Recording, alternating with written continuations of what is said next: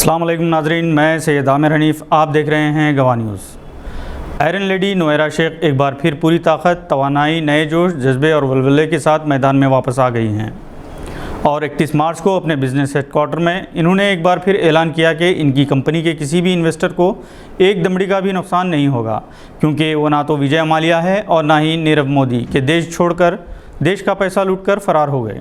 सबसे अहम बात यह है कि हीरा ग्रुप 20 साल से कायम है, हज़ारों रुपये का कारोबार है, लाखों इसके इन्वेस्टर्स भी हैं, फिर भी इसने कभी किसी भी मालियाती इदारे से किसी किस्म का लोन नहीं लिया, क्योंकि किसी बैंक या मालियाती इदारे से सूदी लेन देन है और हीरा ग्रुप सूदी लेन देन के ख़ात्मे के लिए कायम की गई है। ये इस्लामी कानून की रोशनी में नफ़ा व नुकसान की बुनियाद पर कायम की गई है। हीरा ग्रुप के कारोबार का 60% मुनाफा या नुकसान कंपनी का होगा और 40% इन्वेस्टर्स का। 20 साल से कंपनी कामयाबी के साथ चल रही थी, किसी को कोई शिकायत नहीं थी, मगर चंद लालची हरीस ब्लैकमेलर्स ने अपने माली मुफाद के लिए हीरा ग्रुप के ख़िलाफ़ मुकदमा दायर किए। इन्होंने नोएरा शेख या हीरा ग्रुप को नहीं बल्कि हज़ारों ख़ानदानों को माशी तौर पर नुकसान पहुँचाया। एक मुस्लिम बिजनेस ग्रुप के एतमाद को मुतासिर करने की कोशिश की।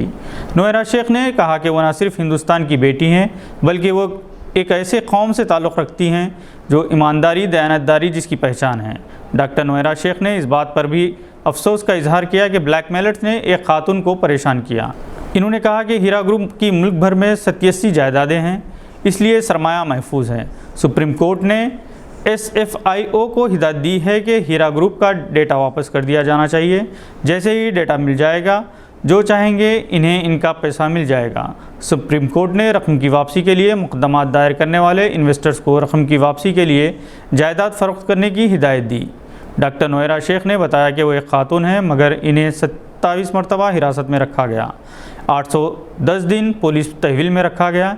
इन्होंने जितने दिन जेल में गुजारे हैं, हर लम्हा नाकाबिल फरामोश है, मगर हर दर्दनाक लम्हा इनके हौसले को बढ़ाता रहा और इनका यकीन पुख्ता होता गया कि अल्लाह ताला अच्छाई के लिए आजमाइश के दौर से गुजार रहा है। अफसोस इस बात का है कि हीरा ग्रुप पर मुकदमात की वजह से मुल्क की मैशियत पर भी इसका असर हुआ है। यहाँ ये बात काबिल ज़िक्र है कि डॉक्टर नोएरा शेख ने 1998 से मेहनत करते हुए एक छोटी सी कंपनी को मल्टीनेशनल कंपनी में तब्दील किया।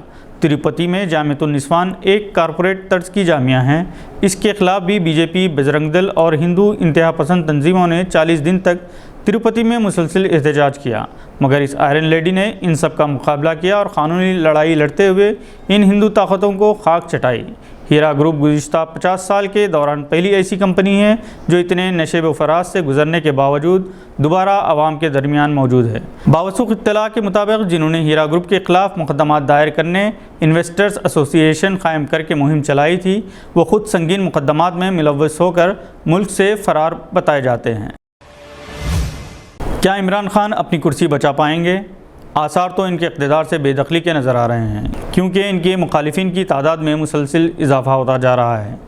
ऐवान पार्लियामेंट में अक्सरियत साबित करने के लिए 172 अरकान की ज़रूरत है। अब इमरान खान के पास सिर्फ 142 अरकान रह गए हैं।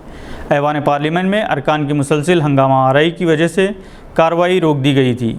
पाकिस्तानी अवाम की अक्सरियत इमरान खान की तायद में है, क्योंकि नवाज़ शरीफ, आसिफ जरदारी और दिगर साबिक़ सदूर और वज़ीर आज़म की तरह इमरान खान बदउनवान नहीं हैं, ना ही इन्होंने मुल्क से बाहर किसी किस्म की कोई जायदाद बनाई है। आज के बुलेटिन में बस इतना ही। उम्मीद है कि आपने हमारे चैनल को सब्सक्राइब कर लिया होगा। बेल आइकॉन दबाना ना भूलें। खुदा हाफिज़।